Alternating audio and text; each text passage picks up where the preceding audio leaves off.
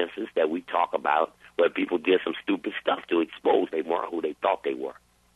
So, over time, I asked them, would you believe any of these things if I only had 3 teeth? They all laugh, and they say, yeah, it's the real deal. I said, all right, then. But then when it comes, you don't know how it's going to come. It might have 1 arm, 1 leg, no eye, no nose. You don't know how it's going to come, but you better be open to the conclusion. Everybody was in on that. Everybody got up. They felt good about where they stood. Things didn't look as bad. I tell a little story about the Three Stooges. I want 3 volunteers. Everybody steps back but the Three Stooges.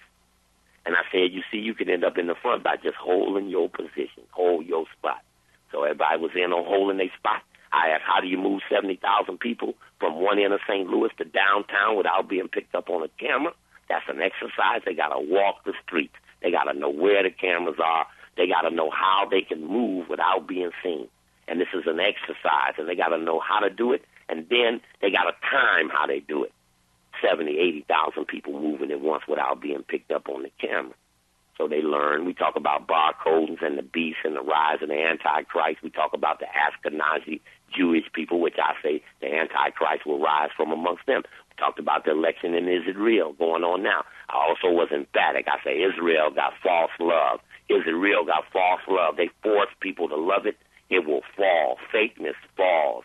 You got forced love, you will fall. You beating your person to get love and respect, that love will break. It will broken. So same thing here. You do the false thing, your karma is destructive. You will self-destruct yourself. They'll go to pull something out on somebody else and it'll go off on them. It's already been written. It's easy to see. Forced love leads to nothing. And I talked about the Anti-Defamation League, how they got busted spying. But I call them spying in Chicago years before they got busted in San Francisco and got busted for spying on citizens. I talked about how the National Security Agency is spying on all organizations. Now, this is deep now.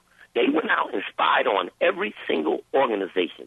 They went out and spied on every radio. They went out and spied on every blog. They went out and spied on every internet radio, every TV, every organization, every journalist, just to see who they won't spy on. So in other words, if it's 900,000, if it's 900 organizations in America, I'm being hypothetical. Let's say it's 950,000 organizations in America. They go spy on all 950,000 to find out who they're supposed to spy on. And then I said in the last days, a pig will do some confusing stuff. He'll start doing everybody, even the innocent. That's a phase. That's a process. That's an end game. That's what you do when you get close to the end. You start doing desperate stuff. And let's give some indication. And I remind them that the dinosaurs didn't get whooped by someone bigger and stronger. Dinosaurs failed to adapt to changing circumstances, and they whooped themselves. And other dinosaurs, present-day dinosaurs, are just as extinct. It ain't but a matter of time. Then I tell people, give me a hug. You are a rare individual, Steve. You're definitely a great teacher. That's like with Steve Coakley right there, buddy. Rare individual, excellent teacher. And, it's amazing because you wouldn't give out where you were going. Last week I asked you about the lecture and you didn't want to give it out. And yet somebody made it there to say that you wouldn't be there. I mean, that's a lot of effort on their part to try and find out where you're going to be and then show up minutes before you get there and start telling people you're not coming. That's outrageous. It's really funny. They were calling people. Now, it's something very interesting as well. I was watching the weather going into St. Louis. It looks up. St. Louis is going to be 60, 70 degrees. I'm going to leave L.A. at 60. I get to St. Louis at 65. Okay, my bag's not there. Southwest lose my bag. Now, I know that it's something funky right there because there's nothing in my luggage but information. So you're going to lose my information. It's no contraband. It's no eliminator. It's nothing but the power of the... And then when they get the information, it's shit I took off of them anyway. They look in there and say, oh, yeah, I remember when we printed this. Oh, yeah, I remember when we thought of that. There's nothing new here. These are things that he got from us. Boy, but it's how I mix them in that stew and run them back to my people that make a difference. So, we have to tolerate intervention. So, in the sister, man, and this girl, she tried to be the most helpful person. She tried to be the most helpful person. She had a little cloth so I could put my tapes on, and she tried to stand next to me. But I noticed, like, me and her brother going to talk. She going to walk up to us. I said, hey, brother, I want you to move back. Let's move back 10 feet. We move back 10 feet to see if she moved up 10 feet. Whoop, she moved up 11 feet to make sure that she want to hear. And then I have to say, okay, I need you to step back so I could talk to the brother. Then you want to test to see how they act when they don't get what they want, but you kind of feeling them, and they kind of pressing, but you kind of pressing back a little bit, like, oh, okay, I feel, we'll talk, but I need you to step back a second while I talk to this person. And how far they go, how do they look at you talking after that, you know? And it's all good, man, it's all good. But I try not to talk about where I go before I get there. It doesn't mean that it's really secret. I already got to get the plane ticket. We've already been on the phone, maybe done the radio in that area already. And I needed to know how this was going to work out anyway. Sometimes you can tell people the best things to do, and sometimes they're going to do them their way, and then it don't go right. So, and that's all right, too. That's the trial and error of going forth. So we'll hit the road again next month. We're already working on that right now, and I'm trying to make sure I can get out a little bit more regularly. Looks like the climate's going to be tough. Some of the intelligence community that still is in their positions are going to be more vicious.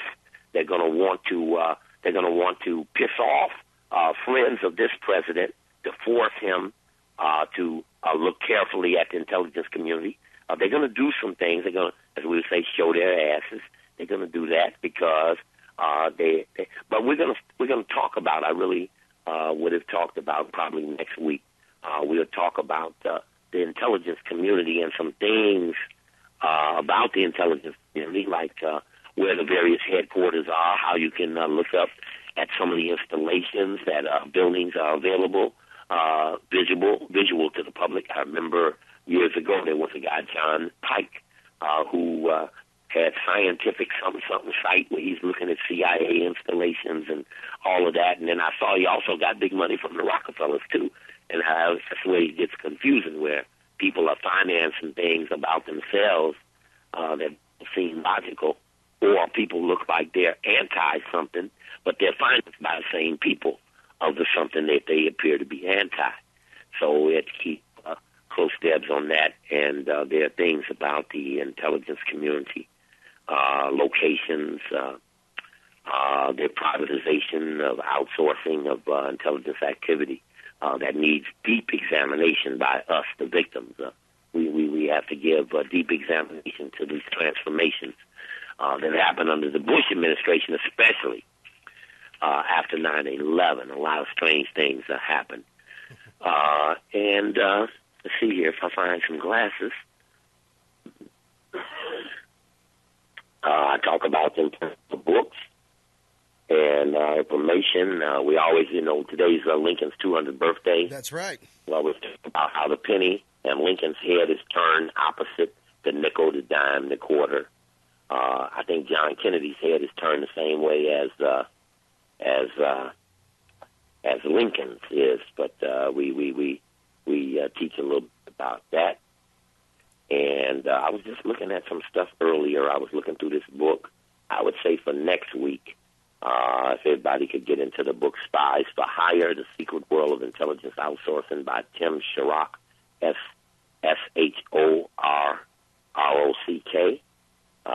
Simon and Schuster.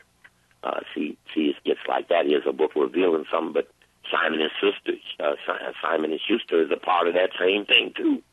So, you know how that gets. Oh, yeah. But the National Counterterrorism Center, the electronic hub of the U.S. intelligence community, and the heart of the national security state established by the administration of George W. Bush in the aftermath of September 11th.